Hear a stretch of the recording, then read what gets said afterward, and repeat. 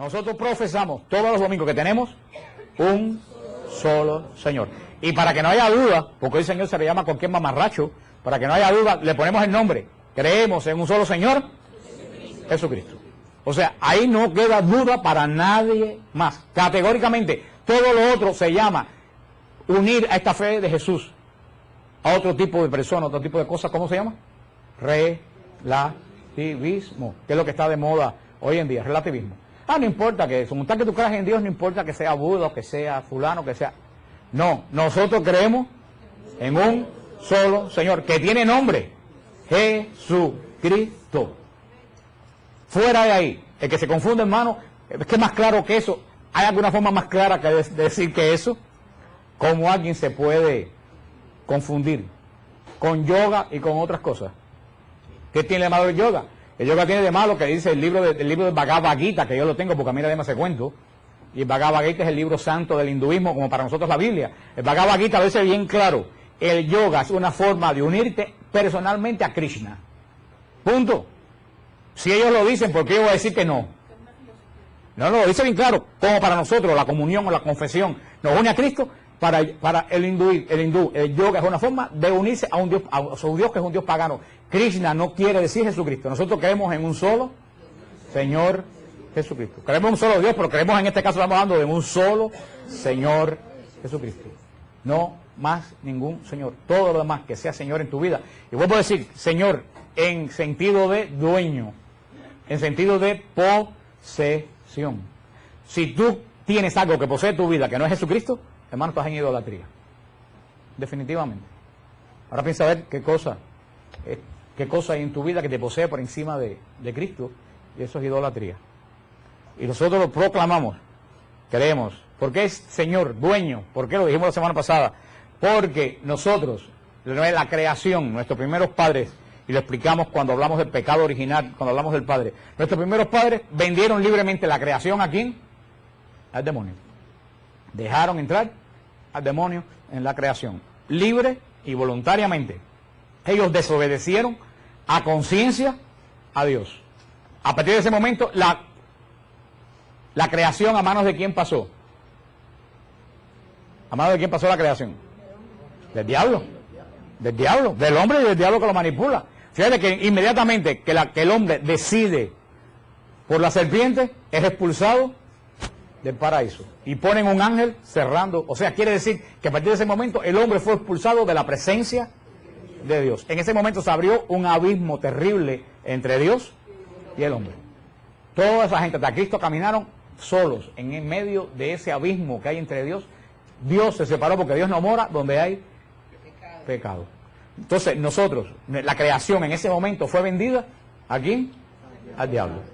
Al diablo. Por eso el diablo, con mucha propiedad, cuando se aparece a Jesús en las tentaciones, que le dice, todo esto te doy si te postras. Y claro que se lo daba, si era de él. Era de él. Todo esto te doy si te postras. Cristo no le dijo, mentira, eso no es tuyo. Cristo no le dijo eso. Todo esto te doy si te postras. Cristo le dijo, adorarás tú solo, solamente puedes adorar a Dios. Le dijo, no me importa lo que tú me des. La adoración no se quita de Dios. El mundo pasó a ser poder del demonio. Cristo, con la cruz, con el poder de la cruz, con el poder de la muerte redentora de Cristo a la cruz, vuelve a restituir el mundo ¿a quién? A Dios. Entonces Jesús compra al mundo, compra a la humanidad, ¿a precio de qué? De la sangre. Por eso que Señor, porque nos compró a cada uno de nosotros a precio de sangre. Cada uno de los que están aquí vale la sangre de Cristo. Es el valor. Por eso que todo el mundo puede decir, yo no valgo nada. Si tú vales la sangre de Cristo. Por eso que decimos, Jesús es el Señor, porque Él nos compró. Al comprarnos se constituye nuestro dueño. Por eso decimos que confesamos que creemos en un solo Señor Jesucristo. Ahora falta que sea verdad, que Cristo sea el que haya comprado tu vida, o que tú te hayas dejado comprar por Cristo. Por eso, en ese sentido, es el término que se usa de Jesús como Señor. Lo veremos después cuando abundamos en la parte de Cristo, como Cristo compra, como Cristo reúne de nuevo la creación a quien le pertenecía. Y la obra de Cristo no ha terminado todavía. Lo que vamos a ver todavía es que lo que mucha gente no sabe es que la obra de Cristo no ha terminado. La gente piensa que Cristo se resucitó, se fue a los cielos y se acabó el asunto. No, ahí es donde la cosa empezó. Ahí la cosa empezó. La obra de Cristo no está terminada. Recuérdense cuando estudiamos la Eucaristía. ¿Por qué hay Eucaristía? Porque Jesús todavía está en el cielo, mediando. ¿Como qué? Como lo que está puesto en el cuadro. Como Cordero de la Alianza delante del Padre, como sacerdote, altar y víctima. Cristo va a terminar su obra, ¿cuándo? Cuando salga del lugar santísimo y retorne a la tierra. Ahí sí, ya la obra redentora de Cristo, ¿cómo? Se terminó. Ahí ya, por mucho que te arrepientas, después de eso ya no va a haber arrepentimiento ni ningún poder de cambio. Porque la obra va a estar terminada. Mucha gente piensa que la obra de Cristo se acabó. La obra de Cristo no se acabó. Si la obra de Cristo se hubiera acabado, ninguno de nosotros fuéramos redimidos. Porque si la obra de Cristo se hubiera terminado, cada vez que tú pecaras, ¿qué cosa pasara? Te condenado. Tan sencillo como eso. Si Cristo muere en la cruz y nos liga de los pecados de la cruz, ¿qué pasa con el pecado que yo hago ahora? ¿Quién lo carga? Si ya Cristo murió en la cruz. Condenación. La obra no ha terminado porque Cristo está delante del Padre día a día, mediando por los pecados de todos nosotros. Hasta el día que cuando Cristo regrese, es cuando la obra mesiánica de Jesús se va a acabar. Por eso cuando estábamos en el Monte de los Olivos, allá en Jerusalén, yo decía, miren el cielo, porque a lo mejor las piedras Cristo no caminó en esta piedra, a lo mejor Cristo no se bautizó en este pedazo del río, pero ese mismo cielo del Monte de los Olivos fue el que vio a Jesús subir. Y es el mismo que lo va a ver bajar el día que termine la obra de Cristo. Yo decía a nuestra guía Magalit, que tiene un gran corazón cristiano a pesar de ser judía, yo decía, a lo mejor tanto lío, cuando Jesús regrese, para nosotros es la segunda venida, pero a lo mejor para ustedes, los judíos, va a ser la primera venida, y ahí se va a juntar los dos pueblos de Dios en un solo momento, porque ellos siguen esperando al Mesías, y dicen que cuando venga el Mesías van a resucitar los muertos. Nosotros decimos que cuando Cristo regrese, van a resucitar los muertos. Fíjate cómo hay misterios por ahí que nosotros no entendemos ni sabemos. Pero dice la palabra que al final los dos pueblos se van a reunir bajo un solo pastor. Dice la palabra bien claro, llorarán por el que traspasaron. O sea, dirán que equivocado hemos estado todo este tiempo. En esa condición creemos que creemos en un solo Señor Jesucristo. Ahora bien, dice bien claro, como sigue diciendo el credo, Hijo único de Dios. Está bien claro el credo. Dios tiene un solo Hijo, que es Jesucristo. Un solo Hijo que tiene Dios. Nosotros somos hijos de Dios, pero somos hijos de Dios por adopción. Eso lo veremos después. Dios en el bautismo, por el poder de la cruz de Cristo, por la unción del Espíritu Santo, nos adopta como hijos y nacemos de nuevo en el bautismo. Ese es el segundo nacimiento, el que hablaba Nicodemo, bautismo. Pero somos hijos ¿cómo? Adoptados. Dios tiene un solo Hijo. Creemos en un solo Señor Jesucristo. Hijo único de Dios. ¿Cuántos aquí tienen hijo único? ¿Cuántos aquí tienen hijo único? Bueno, los que tienen hijo único saben bien qué cosa es tener un hijo. Todos los hijos se quieren, pero yo me imagino que el que tiene un solo hijo deposita todo el cariño que se reparte entre muchos, lo deposita en ese. Ahora imagínate que Dios tiene un solo hijo. Yo diría, bueno, nosotros somos hijos adoptados de Dios, a lo mejor entonces Dios nos quiere menos, porque somos hijos adoptados. Yo siempre digo que una persona sana, muchas veces quiere más a un hijo adoptado que un hijo que lo tiene. Y yo le digo, ¿por qué? Le digo, a mí mi mamá y papá me quieren porque no tienen más remedio. ¿No? Y a todos ustedes, sus padres los quieren porque no tienen más remedio. Si todos ustedes no fueran hijos de sus padres, fueran hijos del vecino, posiblemente la mamá de ustedes dirían, qué mujer o qué hombre más pesado. Créanlo, ¿por qué los padres de ustedes lo quieren? Porque son.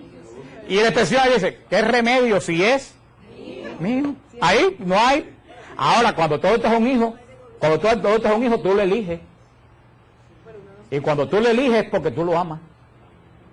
Cuando todo esto es un hijo, tú lo eliges. Tú dices, a mí me gustó aquel que está allí, por esa característica. Estoy seguro que si nuestros padres nos hubieran dejado elegir a cada uno de nosotros, nos hubieran elegido totalmente diferente. Por eso digo que muchas veces lo que no se entiende así, porque el mal corrompe el mundo, pero yo digo que muchas veces los hijos de todos se quieren más. Y mire, si en el caso espiritual, y esto no es chiste, es muy serio, si en este caso espiritual es así, que Dios, para rescatar a los hijos adoptados, mandó lo único que tienen a morir. Dime tú si eso no es amor. Los que tienen hijos únicos, imagínate que ustedes mandaran que el hijo único que tiene fuera a morir por un vecino. Ninguno de ustedes lo haría. Pues Dios nos ama a nosotros tanto que mandó al único hijo que tiene sin necesidad, porque Dios podía haber destruido la creación y haber hecho otra completa. ¿Puede o no puede? Sí. Claro que podía, puede decir, esta creación me abandonó, la destruyo. Sin embargo, Dios nunca se arrepiente de lo que hace. Por eso en vez de destruir, ¿qué hizo? Regeneró. ¿Regeneró a través de quién? De su único hijo. Podía haber mandado un ángel.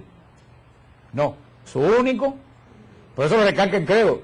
Tal, lo dice el pasaje más famoso de San Juan de la Biblia. Tanto amó Dios al mundo que envió a su único hijo para que todo aquel no perezca, sino que tenga vida eterna. Hijo único de Dios. Cuando decimos que los ángeles y nosotros somos hijos de Dios, lo decimos en sentido, podríamos decir, comparativo. Somos hijos de Dios porque Él ha sido nuestro creador, pero no en esencia somos hijos de Dios. Somos criatura de Dios. Somos imagen de Dios. Pero si vamos a dar teológicamente, Dios tiene un solo hijo, que tiene nombre, Jesús el Cristo. ¿Qué sigue diciendo el credo? Nacido del Padre antes de todos los siglos. Yo siempre le digo a las personas, hay dos Navidades. Jesús tiene dos Navidades. La primera cuando nace, ¿de quién? No, la primera cuando nace del Padre. Lo dice el credo, es que decimos cosas que nosotros repetimos todos los domingos por 40 años y no sabemos qué estamos diciendo. Nacido del Padre antes de todos los siglos. Cuando yo he hecho por ahí, porque Jesús nació del Padre, me dice, tú estás diciendo un disparate, Jesús. Digo, no, ¿qué tú dices todos los domingos en el credo? Nacido del Padre antes de todos los siglos. Antes que hubiera ni remotamente con noción de tiempo ni de historia, de una forma que no sabemos. Fíjate, no dice creado del Padre, dice nacido del Padre antes de todo. Cuando dice antes de todos los siglos, dice antes de la historia, antes del tiempo, antes de la eternidad, antes de nada. Jesús nació del Padre. Eso es un misterio de Dios que yo he estado buscando cantidad en el internet y nada de lo que encontré me ha satisfecho de teología, porque yo creo que en los misterios de Dios hay un gran error de los teólogos y de los apologistas, que siempre los teólogos y los apologistas creen que uno siempre tiene que buscar respuesta a todo. Entonces ahí vienen las herejías, porque cuando el teólogo, el apologista, no encuentra la explicación de algo, ¿qué es lo que tiene la tentación de hacer? Inventarla. Y ahí empiezan los problemas. Las grandes herejías nacen de ahí. No, hermano, ¿cuántas veces me preguntan a mí en EDBTN cosas que le tengo que decir? Yo no sé. Eso pertenece al misterio de Dios. Y San Agustín lo dice bien claro. San Agustín es clarísimo. San Agustín dice, si tú entiendes a Dios, ese no es Dios. Se lo voy a repetir. Si tú entiendes a Dios, ese, estate seguro que no es Dios. Porque Dios es incomprensible para nuestra mente. De Dios sabemos poquísimo, es lo que sabemos de Dios. Y haciendo estos estudios me he dado cuenta que la mitad de las cosas que he leído de teólogos muy respetados yo lo he desechado. Porque yo dije, eso es pura especulación. Y yo no especulo con las cosas de Dios. Nacido del Padre, no sabemos cómo fue eso. Fíjate, no quiere decir, yo creo que ustedes tengan claro eso, no quiere decir que Cristo nació como nosotros, del Padre, porque estamos tan humanizados. Por ejemplo, las amebas, ustedes saben, cuando ustedes fueron a la escuela, ¿ustedes se acuerdan cómo se reproducen las amebas? ¿Cómo nacen las amebas? Se dividen. La ameba, que es un bicho así, en Puerto Rico son malos, un animalito, una bacteria, la ameba es redonda, se empieza a hacer así, así, cuando llega aquí, ¡pum!, nacen dos. Así como ellos se reproducen. A nosotros eso tiene sentido, ¿no? O sea, muchas lombrices, ¿cómo se reproducen también ellas mismas? Son macho y hembra. O sea, hay diferentes formas de generación que no es de la forma en la cual nosotros nacemos. Lo que pasa es cuando dice nacemos, enseguida nos viene a la mente nuestro nacimiento de una forma que no entendemos, así como la ameba se genera de una forma diferente. La lombriz se genera de una forma diferente. Nosotros nos generamos de otra forma diferente, de una forma que nosotros no podemos entender, porque Dios es uno. En un momento antes de que existiera nada, antes que existieran las galaxias, en un momento de la historia, Jesús nació, se desprendió, se generó, no podemos decir, de el Padre. Así que Jesús tiene dos nacimientos. tiene el momento que no había tiempo, por eso que no lo celebramos, en que nació ¿de quién? Del Padre. Y el segundo momento, que es cuando nace como hombre, cuando nace de María la Virgen como hombre, que eso es, vamos, la otra parte del credo, de cuando habla de Jesús, pero en un momento donde tu mente ni siquiera puede llegar. Ustedes nunca se han puesto a pensar dónde termina el universo. Yo sí me lo he pensado muchas veces, y he dicho, pero cuando tú te pones a pensar en eso, tú llegas a la conclusión de que nada tiene sentido. Porque tú dices, si el universo no tiene fin, y los científicos aceptan que el universo es eterno, entonces ¿por qué no aceptan que Dios no tiene principio ni fin? Si aceptan que el universo no tiene principio ni fin. Cuando tú piensas en esto, bueno, antes que todo eso pasara, hasta antes que el hueco del universo se hiciera, Cristo nació ¿de quién? Del Padre. Nacido del Padre antes de todos los siglos. Ese es uno de los grandes misterios de Dios. El Padre Francesco lo explicó muy bien en el retiro de Tampa. Dice que Dios es tanto amor, es una forma mística, no de explicar la Trinidad, no es una forma teológica, pero dice que Dios es tan fuerza de tanto amor que una persona solo no se puede amar, porque una persona solo, si se ama el solo, ¿qué cosa es eso? Egoísmo, y Dios no puede ser egoísta. En Dios hay tanto amor que ese tanto amor que había en Él generó en otra persona que es su hijo. Y después el amor que se tenía el Padre y el Hijo era tan profundo que se generó en el Espíritu Santo. Es una forma mística para nosotros poder entender que Dios es familia, que Dios sabe lo que es la paternidad. Por eso lo decimos bien claro en el credo, en el versículo de San Juan 8:58, Jesús con toda claridad habla de su eternidad. Jesús dice en el Juan 8:58, amén, amén. Cuando en la Biblia Jesús dice amén, amén, para el oído, porque es que va a decir algo profundamente importante. Dice Jesús, amén, amén. Es una forma judía de llamar la atención. Amén, amén. Yo os digo, antes que Abraham existiera, yo soy.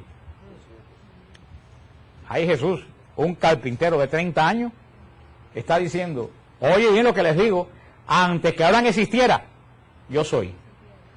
Hay una prueba clarísima por eso solamente, yo muchas veces le digo a algunas personas, hay dos opciones, o Jesús es Dios, o es un mentiroso. ¿No hay opción? Todo eso no, que Jesús es un gran hombre, que Jesús es un gran filósofo, no, Jesús, hay dos opciones, o es Dios, o es mentiroso. No hay más ninguno. Y yo escogí por la primera. Yo escogí por la primera. En este pasaje se afirma la existencia eterna de Jesús. O sea, aquí ya Jesús se está comparando con la revelación del nombre de Dios en el Antiguo Testamento. El Evangelio de San Juan es el único que llama a Jesús continuamente, yo soy. Yo soy el pan de vida bajado del cielo. Yo soy la puerta. Yo soy el camino. Antes que Abraham existiera, yo soy. Continuamente Jesús en el Evangelio de Juan está diciendo, yo soy, yo soy, yo soy. En el griego, ese griego se dice ego eimi. Ego eimi, yo, o también como se dice la frase completa, ego eimi o eimi, yo soy el que soy. Es la traducción, que es lo que usa el pasaje que el Nuevo Testamento está escrito en griego. Se cree que hay una fuente hebrea que se perdió, nunca se ha encontrado la fuente hebrea, posiblemente la de Mateo, original hebrea, nunca se ha encontrado. Todo lo que hay de antigüedad del Antiguo Testamento se está escrito en griego, porque era el lenguaje culto del momento. Este Jesús divino, al encarnarse en el vientre de María, es cuando toma el nombre humano de Jesús. Anteriormente, a la encarnación de Jesús en el vientre de María, Jesús es de forma totalmente como espiritual. Te voy a decir algo. Antes de la encarnación, Jesús es Espíritu Santo. No es el Espíritu Santo, es Espíritu, tal como el Espíritu Santo es en este momento, así también era Jesús antes de la encarnación. Jesús se encarna en el vientre de María y es como Juan, en el Evangelio de Juan usa una palabra griega, de una terminología griega legal, para definir a Jesús antes de la encarnación, el verbo, el logos, en griego, logos, el verbo. Juan busca esa palabra, o también se usa la terminología para la Trinidad persona de del código legal romano para decir algo que existe, pero que verdaderamente no sabemos exactamente cómo calificarlo. Porque ahora tenemos toda la Biblia escrita, pero acuérdense que en la época de Juan, ¿qué había del Nuevo Testamento?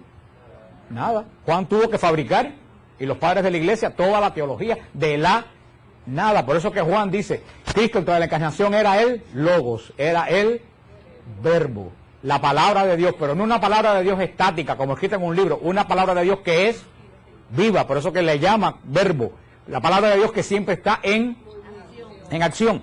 Filipenses 2, del 6 al 11, Filipenses 2, del 6 al 11, nos da la esencia de lo que ocurre con Jesús en la encarnación. Porque ahora nos vamos a seguir la parte de que Jesús completa del credo, Dios de Dios, luz de luz, porque es la misma repetición en contra de las herejías de ese momento. Vamos a entrar a hablar un poco de Jesús, aparte de Jesús que no se conoce. O sea que nos vamos a parar aquí, porque ya la parte que viene de Jesús encarnado, le llegaremos ahí. Pero hablando de Jesús, Filipenses 2, del 6 al 11 nos describe bien, dice, hablando de Jesús, el cual, siendo de condición divina, no retuvo ávidamente el ser igual a Dios, sino que se despojó de sí mismo, tomando condición de siervo, haciéndose semejante a los hombres y apareciendo en su porte como hombre. Y se humilló a sí mismo, obedeciendo hasta la muerte y muerte de cruz. Este es un himno muy antiguo, escrito en hebreo, que Pablo adopta. Pablo en sus cartas muchas veces, tú te das cuenta cuando Pablo cambia de la doctrina, que parece como que se eleva en oración, está repitiendo himnos de la iglesia primitiva. Esto era un himno de la iglesia primitiva, Logos. Pero fíjate, eso nos habla de qué cosa es la encarnación. Dice, el cual, Jesús, siendo de qué condición? No, divina. Se despojó de sí mismo, tomando condición de siervo.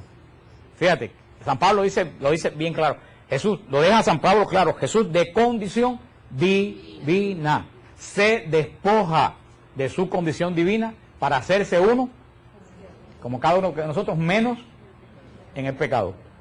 Y ahí es donde está el misterio, ahí donde está el misterio. ¿Qué cosa es despojarse de su condición divina? Yo les pongo un ejemplo, estaba pensando cómo le explico eso, de una forma muy sencilla. Yo cuando juré la ciudadanía americana, yo tuve que jurar que dejaba atrás la ciudadanía cubana.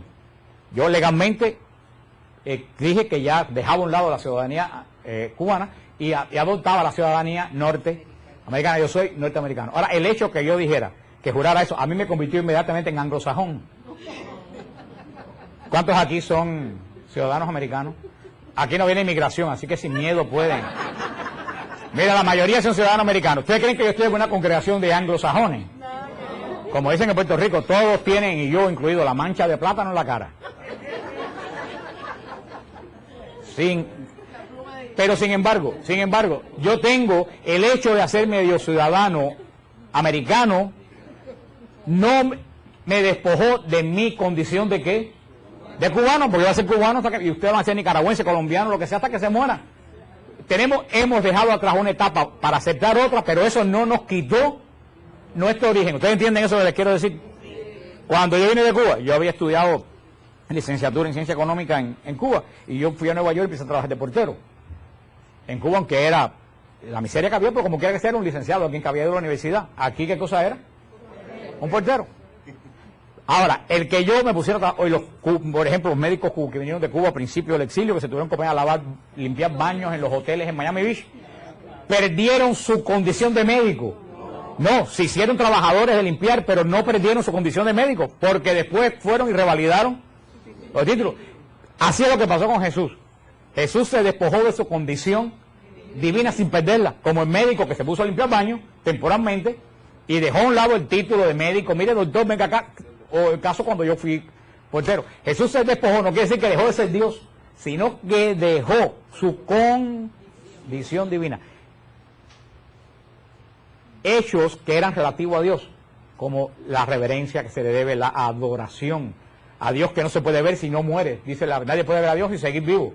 Esas características de Dios fue la que Jesús dejó a un lado para tomar, ¿qué cosa? Nuestra condición humana, y no solo nuestra condición humana, tomar condición, lo dice San Pablo, de siervo.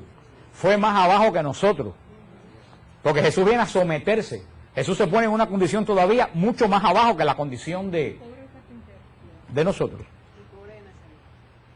Pero ustedes entienden eso, no es que Jesús deja temporalmente de ser Dios, Jesús sigue siendo Dios, Él se despoja voluntariamente de ciertas condiciones divinas, que características de Dios, para asumir, porque si no se despoja de esas características, nunca hubiera sido verdadero hombre. Porque mucha gente piensa que Cristo era hombre, pero que no le doían los clavos en la cruz. No, no, Cristo, lo decimos también, pero vamos a ver después, verdadero Dios y verdadero hombre. Jesús se hace un hombre como cada uno, y vamos a ver después cuando lleguemos a qué tipo de conocimiento tenía Jesús, porque vamos a llegar ahí, que hay mucha confusión respecto a eso. Pero estamos solamente en esto que dice San Pablo, en la carta de los Filipenses, dice que Jesús nos retuvo para hacer derecho de ser Dios. Si bien siempre lo fue, es y será antes y después de la encarnación, se despojó. Dice en este estudio, no significa que haya dejado de ser Dios, sino que se adapta a la condición de hombre y asume una condición que no era la suya. Ese despojarse, se dice en griego kenosis, la kenosis. Cristo se despoja voluntariamente de esos atributos divinos. Esa es la palabra exacta que usa San Pablo, kenosis. La realidad humana de Cristo, San Pablo le explica verdaderamente, magistralmente en la carta de los Filipenses. Por eso lo recomiendo a ustedes esta semana que estudien la carta de los Filipenses. Jesús toma condición humana, pero condición más abajo de la condición humana, condición de siervo. Fíjate tú si toma condición de siervo, que por eso nosotros nacemos en un hospital. ¿Jesús dónde nace? En un pesebre. Y nace en un pesebre porque nadie los quiso albergar en la casa de familias que había en ese momento ahí. O sea, nace más abajo que todos los que estamos aquí. Jesús llega a decir en un momento de su vida, hasta las zorras tienen un hueco donde meterse y yo no tengo donde reclinar la cabeza. Gracias a Dios, aquí que más y que menos tenemos donde reclinar la cabeza. El día que nos muramos, por mucho que suframos, vamos a morir en un hospital con aire acondicionado, con anestésicos para aliviar el dolor, con sueros, con comida, con sábana limpia. Jesús murió sin poder ni siquiera recostar la cabeza en la cruz por las espinas. Aquel que más y que menos se compra desde ahora su tumba. Jesús tuvo que ser enterrado en una tumba ajena. ¿Quiénes son enterrados en tumbas ajenas? Los más pobres de los pobres. En nuestros pueblos hay una parte del cementerio donde están todos los nombres, y está la parte de atrás, que está la parte donde llevan a los que no tienen un cementerio. Ahí fue enterrado Jesús, en una tumba totalmente ajena, ni siquiera tumba propia. Por eso Jesús no solo se hace hombre, se hace un nivel más abajo, se humilla, como dijo la hermana, se humilla a hacerse inferior inclusive a cualquiera de nosotros. ¿Cómo se llama eso? El despojarse es kenosis. Juan 1.14, las epístolas de Juan son muy espirituales. Juan 1.14 también nos da nos habla un poco de despojarse de Jesús. Dice, y el verbo se hizo carne y habitó entre nosotros. Eso es lo que está escrito cuando llegamos a la Basílica de la Anunciación. Eso es lo que está escrito en la fachada de la Basílica de la Anunciación. El verbo se hizo carne y habitó entre nosotros. Y está escrito en la estrella, en el lugar de la casa de María en el piso. El verbo se hizo carne y habitó entre nosotros. Y aquí yo creo que hay que separar dos cosas que nosotros, yo creo que en la iglesia no sé por qué la iglesia ha perdido un poco esa fiesta. La fiesta se llama la fiesta de la Anunciación. El 25 de marzo es la fiesta de la, pero una cosa es la Anunciación y una cosa es la Encarnación. La fiesta es de la Anunciación, pero el hecho es la Encarnación. Se lo voy a repetir. La fiesta es de la Anunciación, pero el hecho es la... ¿Y por qué la fiesta se llama Anunciación? Porque la gente del Señor se María, por supuesto, pero no es eso. ¿Tú sabes por qué se llama encarnar? Porque no sabemos en qué momento Dios se encarnó en el vientre de María. Ahí no dice que en ese momento se encarnó. Ahí dice que el ángel le dijo, vas a ser la madre del Altísimo. Y ella dijo, aquí está la esclava del Señor. ¿Y qué dice? El ángel se retiró. Ahí no dice en qué momento fue la encarnación. Ahí solamente es la Anunciación. María es anunciada. Pero en un momento no sabemos si fue a poco rato, no sabemos si fue por la tarde, si fue por la noche, si fue otro día. En un momento, cuando María dice el sí, ocurre la encarnación. Y ese es el hecho que yo creo que en la iglesia debe haber una fiesta tan grande como la Navidad para señalar la fiesta de la Encarnación. Yo creo que la fiesta de la Anunciación está como que muy apagada, no se menciona. Y no hay crucifixión si no hay encarnación. Y no hay resurrección si no hay encarnación. Y no hay Cristo si no hay encarnación. Yo creo que la encarnación es, por eso yo le digo a las personas cuando llegamos a Nazaret, hermano, este lugar donde vamos a entrar es el lugar más santo de toda la tierra. Más santo que el Calvario. Porque si, al final yo dejo para las preguntas, si Jesús no se encarna, Jesús no muere. O sea que el hecho central, y lo dijo el Papa en el jubileo, fíjate, que el jubileo del año 2000, no celebramos 2000 años de la resurrección, celebramos 2000 años de la encarnación y del nacimiento, pero sobre todo de la encarnación. Ese es el momento, para mí es el momento más importante de toda la eternidad. El momento que la segunda persona de la Trinidad, por puro amor, entra al vientre de una virgen nazarena que lo quiera coger. Para mí es el momento central de toda la historia de la humanidad. Como os he dicho tantas veces, que dice, yo sé San Ireneo o San Jerónimo, se dice los 3 hechos más importantes de la historia ocurrieron en vientres y en el silencio. La encarnación en el vientre de María. El nacimiento en el vientre de la noche, o sea, en lo profundo de la noche. Y la resurrección en el vientre de la tierra. Los 3 hechos más importantes en silencio y en la profundidad del vientre de María, de la noche y de la tierra. La encarnación, y es la importancia que yo creo que ustedes se lleven hoy en la mente, la encarnación del verbo es el hecho más importante. Yo me imagino que en el momento que el verbo entró en las entrañas de María, yo estoy seguro que todas las milicias angélicas tienen que haber temblado y tienen que haberse arrodillado. Yo estoy seguro que todas las galaxias tienen que haber temblado en el momento en que la segunda persona de la Trinidad entra en el vientre de una virgen. Y yo decía el otro día, y lo decía, no me acuerdo, lo decía el padre en una de las charlas que nos dio el padre Rolando en Israel. Dios no podía haber venido mayor. Dios no podía haber venido hombre ya. Claro que sí que Dios podía haber venido hombre, si Dios todo lo puede. Dios podía haber bajado de una nube, ya hombre, y habernos redimido hecho hombre ya. Pues Dios podía haber bajado hombre, haber aparecido como Moisés, como Melquisedec, que apareció sin principio. Y sin embargo, Dios necesita para hacer la redención. ¿A quién necesita? A María. Ahora digo, si Dios necesitó a María, ¿por qué nosotros vamos a prescindir de ella? Explícame. Yo voy a dar una oportunidad para que todo el mundo pues apague sus celulares. Revisen por favor sus celulares, que es una norma que tenemos acá, los ponen en vibrato, la cosa esta que se mueve, por respeto a la clase. Pues esa participación, porque fíjense que aquí está la parte más importante de todo. Dios pone toda la divinidad, pero María pone toda la humanidad. No hay ser humano que ponga más en la formación de Cristo que María. O sea, Dios pone toda su humanidad y María pone toda su humanidad. Y entre la divinidad de Dios y la humanidad de María nace Jesús de Nazaret. Así que fíjate, no estoy diciendo que María es Dios, pero para mí la persona más importante de toda la creación es María. Porque si Dios le escogió para que su único hijo tomara, no solo tomó cuerpo, tomó toda la genética de Cristo. Toda la genética de Cristo proviene, ahora que se sabe tanto de genética y de genomas y de todo eso, toda la genética de Cristo está tomada de María, porque Cristo no tiene padre humano. O sea que yo siempre he pensado que Jesús y María tienen que haberse parecido como 2 gotas de agua. Porque nosotros nos parecemos a nuestro papá, a nuestra mamá, pero Jesús solamente tiene rama materna humana. María provee, toda la genética de Jesús proviene de María. Si Dios Padre escoge el material de María para hacer a su hijo, hermano, algo tiene que haber encontrado Dios en esa mujer. ¿Y quién eres tú para decir que es una mujer como otra cualquiera? ¿Quién eres tú? ¿Quién eres tú para decir que es una mujer como otra cualquiera? Si cada uno de nosotros pudiéramos coger nuestra madre, escogeríamos una perfección de madre. Dios pudo escoger su madre.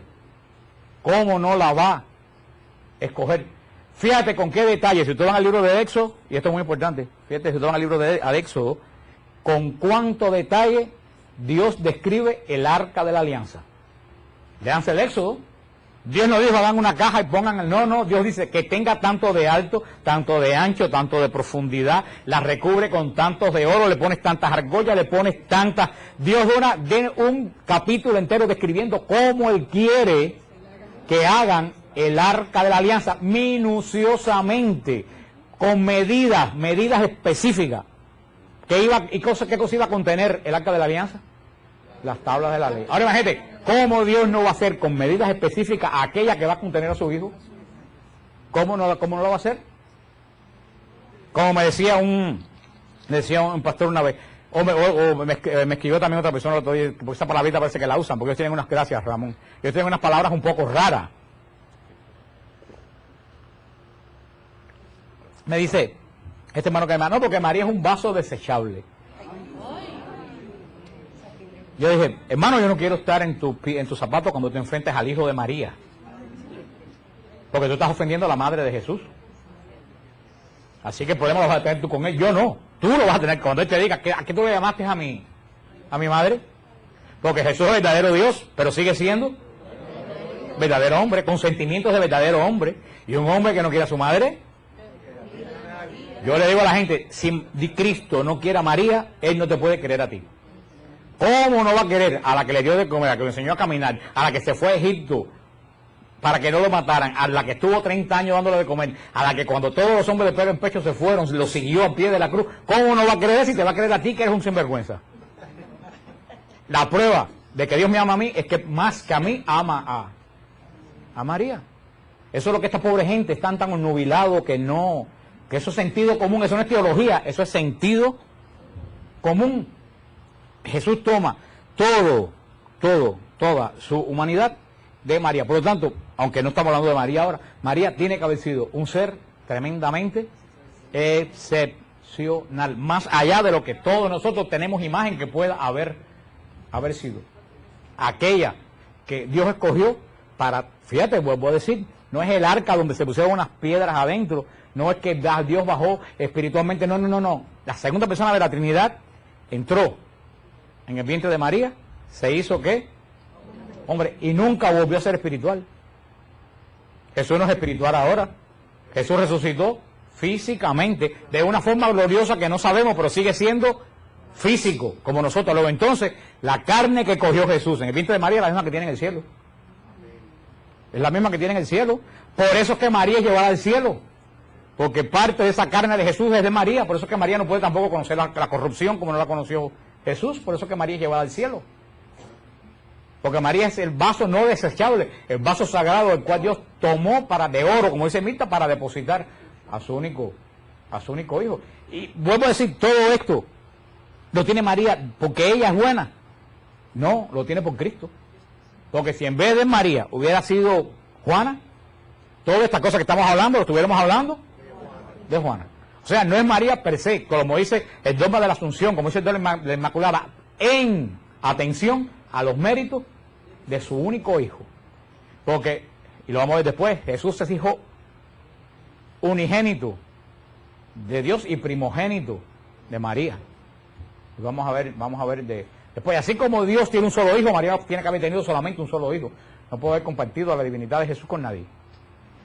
Este aspecto de la encarnación que vamos a seguir viendo la semana que viene, que lo subraya San Juan tremendamente en el capítulo 1 de su Evangelio. El capítulo 1 del Evangelio de Juan se le llama el Génesis del Nuevo Testamento. ¿Se recuerdan cómo se dice Génesis en hebreo? ¿Quién se acuerda?